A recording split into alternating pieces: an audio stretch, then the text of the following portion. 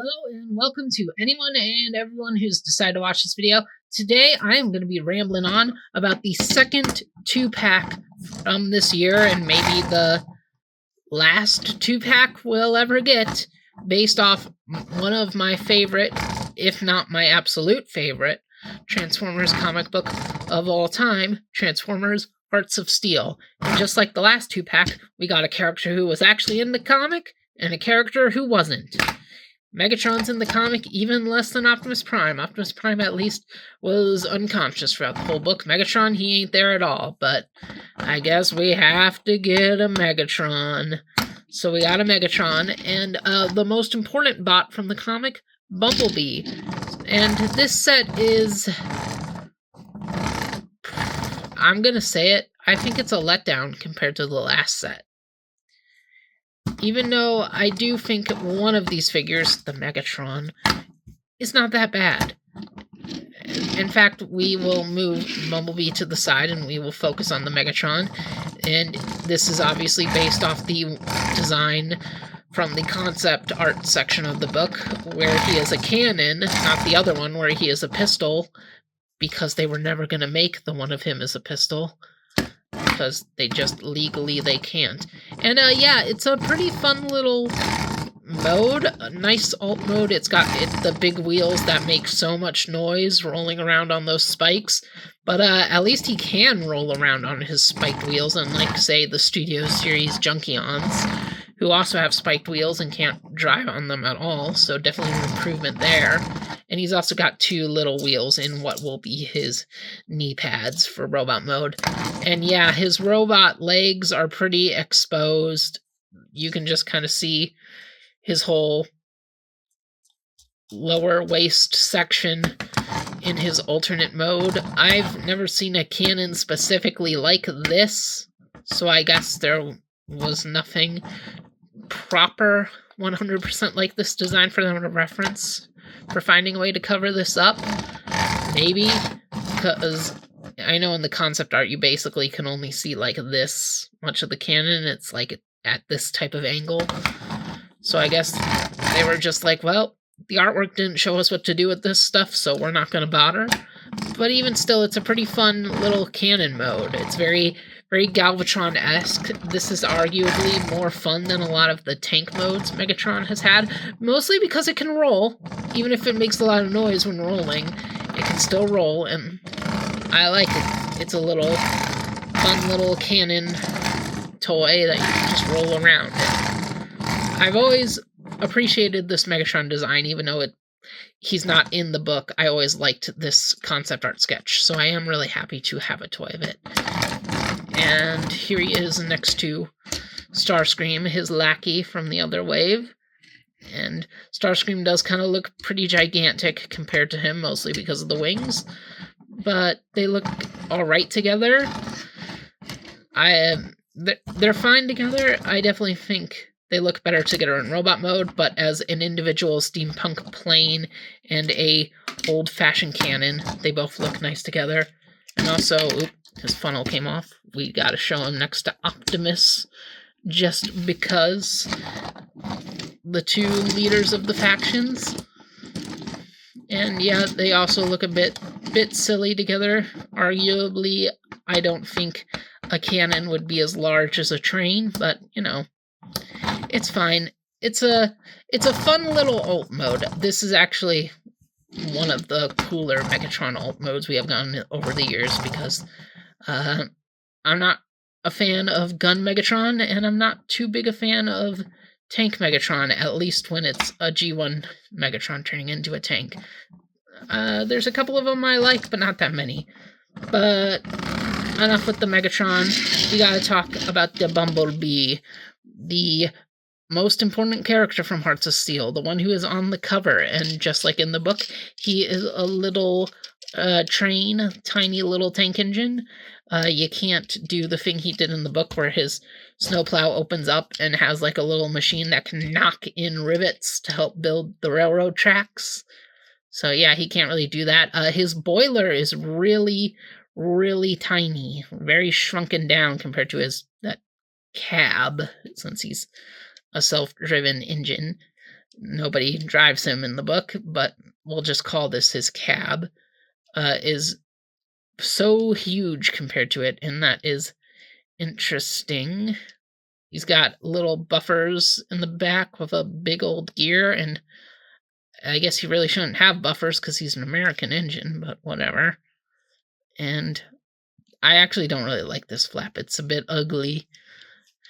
And he's got these like gold detailings here in the back for these hinges, vents, pipes, whatever they're supposed to be. You can see it says B there, kind of, because the bar goes through the lettering. He's got his headlamps, the Autobot symbol on his smoke box, his double chimneys, his other Autobot symbol there on what will be his chest. And yeah, it's a decent representation of the Hearts of Steel Bumblebee train, but it is an interesting one, especially because, well, we'll put it next to Optimus again, and he is smaller than Optimus, as he should be. But we'll get Optimus out of here for a bit, and we'll bring in good old Steven Universe over here, the third-party incarnation of this Bumblebee design. And just to see how different they are, he is a bit of a larger scale than this official one. Not that much bigger, though, but it is slightly bigger, and his smoke box is a lot more even in size compared to the cab. Again, we're just going to call it that. But they've got all the same detailing. You can kind of tell because of the way Bumblebee is painted more, the paneling here around the smoke box to kind of emulate a wooden boiler, even though it's not wood, it's clearly metal because of the paint, but it looks like a bunch of wood planks wrapped together in that shape, at least. And there's some nice tech detailing there on the wheels, behind the wheels, I mean. And he has very realistic shaped train wheels, too, compared to Optimus, whose wheels are just kind of stuck under here, but are just discs. So I do like that, and he's got his side rods in there. Some good detail for those. I've heard a lot of people saying this third-party figure is undeniably better than this new one. Transformation-wise, sure, because these two almost have the exact same transformation, but for some reason, this one has a lot of clearance issues. Kind of scary ones, especially here. Getting the head out is so confusing, and it shouldn't be because it's just two panels that you gotta fold out, just like this one. But a lot of stuff gets in the way, and it's pretty scary. Every time I transform this guy, I think he's gonna break. And also, you can see his accessories hung down under here. His feet, you fold these out. I can't do it with the hammer in there. You fold out the feet for robot mode, obviously. But one of these was so stuck on mine. I'm just going to show how you pull the feet. This one, I believe it was so stuck that it kept coming off the hinge for the ankle tilt to the point where I had to loosen the screw. Because if I didn't, it was actually this one, because you can kind of see that it actually put a stress mark in it right there.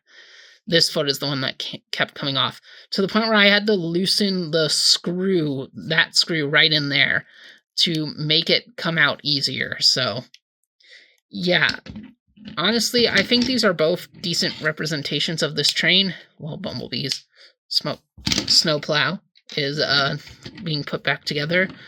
The proportions are a bit different. They're both a fake train, and no matter what, so there isn't really a realistic version of it. I do think these proportions are a little bit closer to the comic. But like visually, and just as a little thing you can roll around, they both are pretty good at, if anything, this thing is a little bit better at rolling because Steve Train lines up everything so weirdly. So he's always falling back and stuff. Bumblebee doesn't really do that, so that's something Bumblebee does better. I think this thing is easier to transform, and it shouldn't be because these are basically the same transformations, but Bumblebee has a lot of weird clearance issues that Stevie didn't. So, we've talked enough about the alt modes. Let's get to the robot modes now. Alright, we will start things off again with Megatron, our Decepticon leader, our guy who was not in the comic. And he looks nice, but he also looks a little bit weird. This Megatron design, when looking at the concept art, always felt very big, very bold, very powerful. And he is a little bit scrawny here. Like, he feels pretty lanky. He still feels like he's got some strength to him, but he feels a bit dinky. Like, he needs to go to the gym. Like, that's kind of how he feels. Like, I don't think he looks bad, but he does look wrong. He does have hollowed out thighs, which I know is going to be a problem for a lot of people. Also, his waist is so forward from his body. I guess that's just to accommodate the transformation, but I'm like, maybe we could have gotten this on a more central peg in the middle of the body. And overall, he looks very G1 Megatron. He looks even more G1 Megatron than he did in the concept art. It makes me wonder if they deliberately altered the design, proportionally at least, to feel more like G1 Megatron. And he's got the big wheels on the shoulders, and they aren't as encumbersome as I thought they would be. They do still encumber some of his movement, but, like, they stick up pretty well, and they probably wouldn't get in the way as much if he didn't have these big things on the sides of his arms, but he does, so they collide with each other a bit more. And honestly, he can still get a big chunk of the poses you'd want to get him into. He can move pretty well despite having these giant wheels on his shoulders.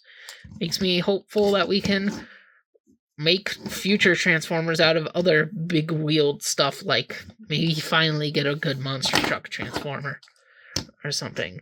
Because big wheels gotta go somewhere on a robot, and it looks cool to have them on the shoulders, honestly, and this figure proves that they can work on the shoulders. Another thing you've probably noticed is this random splotch of gray on his arm, which is not present on his other arm. And that is so you can have him be like the animated G1 Megatron sometimes was, the majority of the time was, or the original Megatron toy, and have the cannon placed on top of his arm instead of on the side.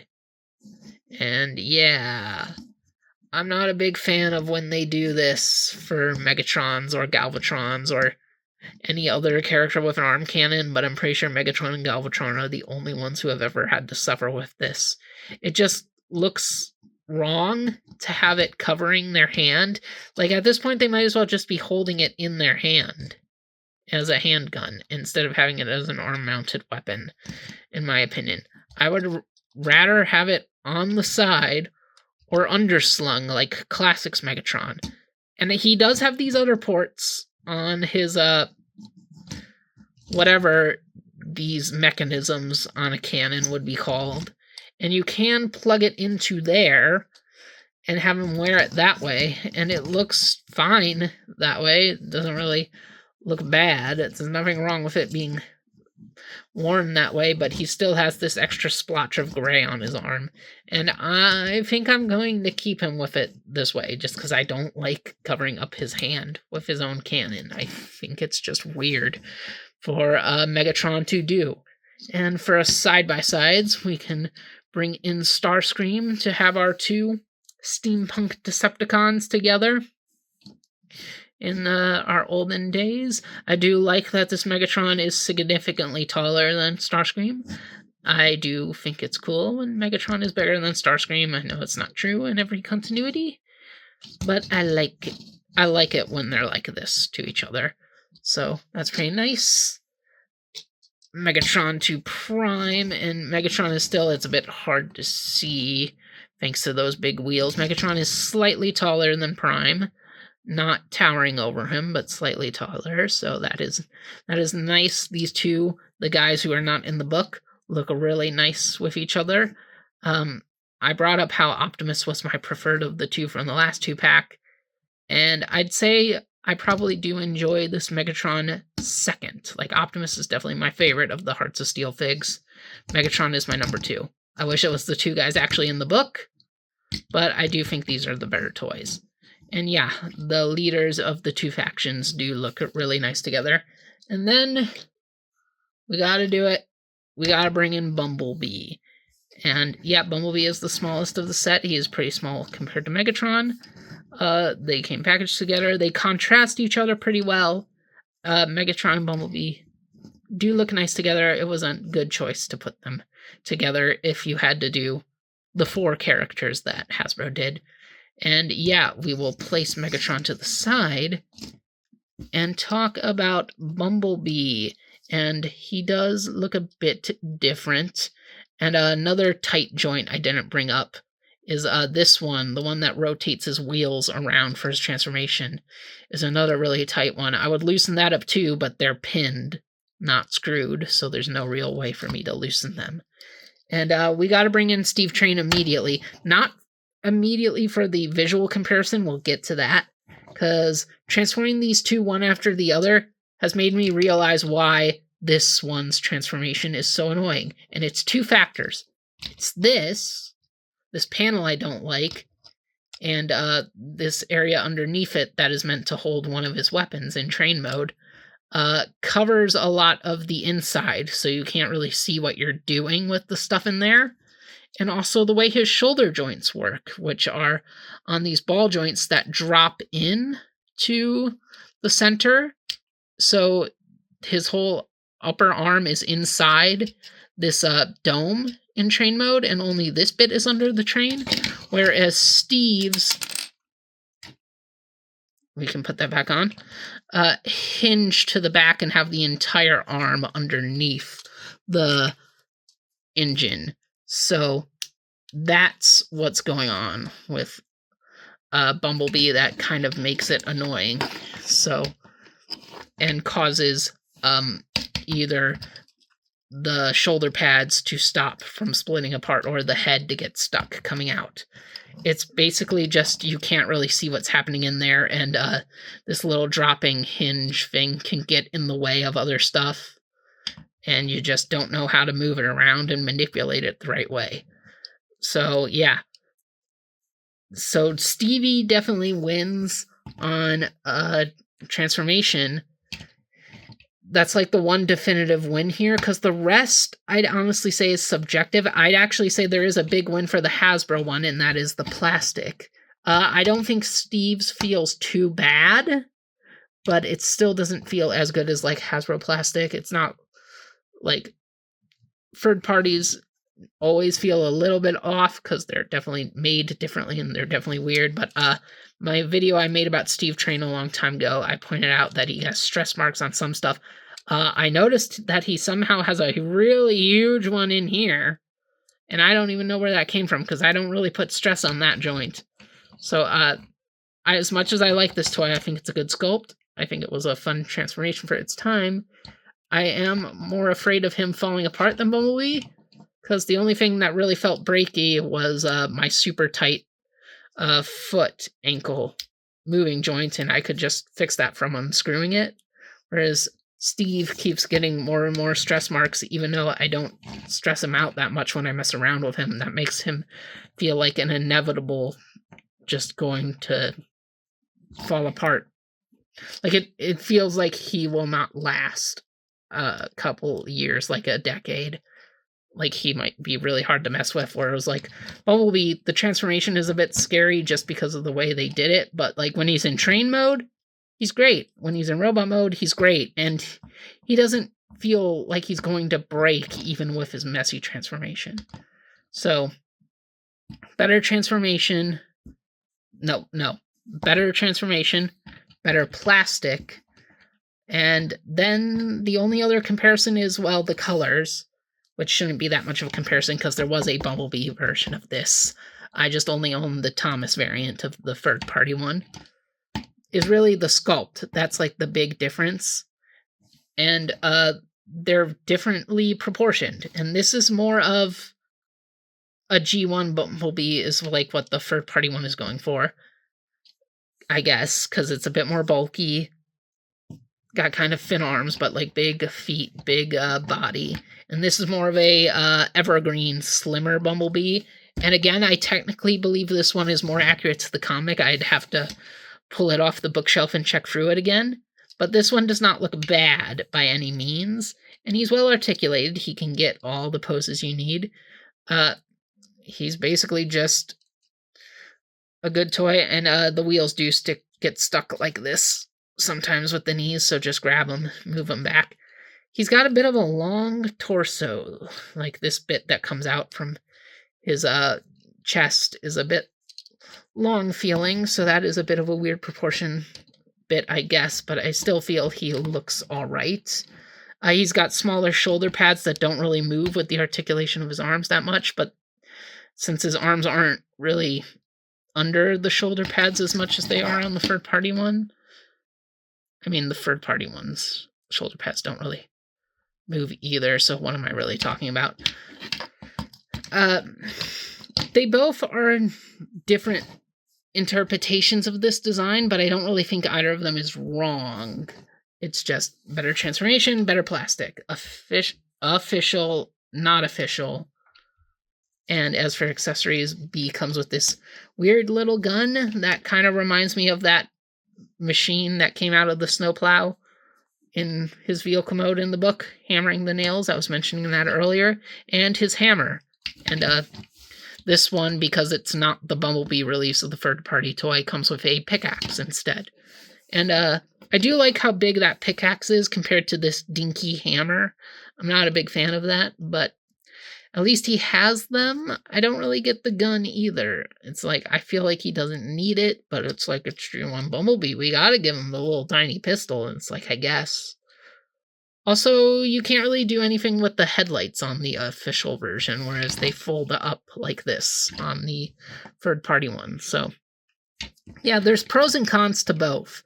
I've seen people saying that this is a case of the third-party being better than the Hasbro, and part of me thought I was going to have to give it to the third-party, because as much as I do like Steve Train, I just hate giving it to a third-party over an official product.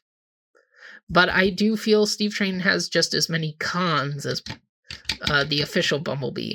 But the official Bumblebee's con of the kind of fiddly transformation does admittedly annoy me the most. But I don't really think one is better than the other. That said, I do think, sadly, Bumblebee is the weakest of these Hearts of Steel figures from Hasbro. So, yeah, overall, this 2-pack is kind of to me. It's really only worth it because of the Megatron. We'll actually get the two new guys in the middle. And I really wanted to like the Bumblebee. And I do like it. It's just it doesn't wow me. It's not doing enough new things from Steve Train, and it's just got that really annoying transformation, so I'm not as in love with this set as I was the first one. The first one really gave me that high of giving me official toys for this book that I really, really love, this iteration of Transformers that I really love. Let's zoom to get everybody in frame right. So, overall, I do feel a bit let down by this second set. It is the weaker of the two sets. Like, if you can only get one, get Prime and Starscream. But I still think this set is worth it if you like the aesthetic and you like the world of the Hearts of Steel comic, since Bumblebee is the main Autobot of the book, the main Transformer. And the Megatron's pretty cool, even if he is a bit skinny in robot mode. He is still a pretty fun toy. And I would really like to get more Hearts of Steel characters to go with these guys, more of those designs from the book. I would love those Insecticons so much. But Hasbro has claimed that instead of doing more Hearts of Steel, they're going to live up to the Timelines part of the title of that book and give us Transformers based off a new point in time, and have it be the same 4 characters, because we can't do anything new with Transformers, nothing special. It's just gotta be nostalgia all the time. It's always gotta be Optimus, Megatron, Starscream, and Bumblebee now. No experimentation, no nothing.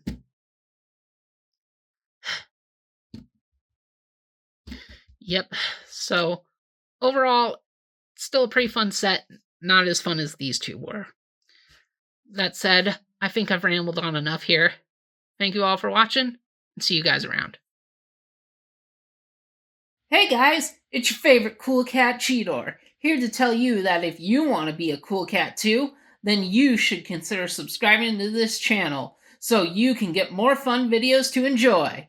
See you around!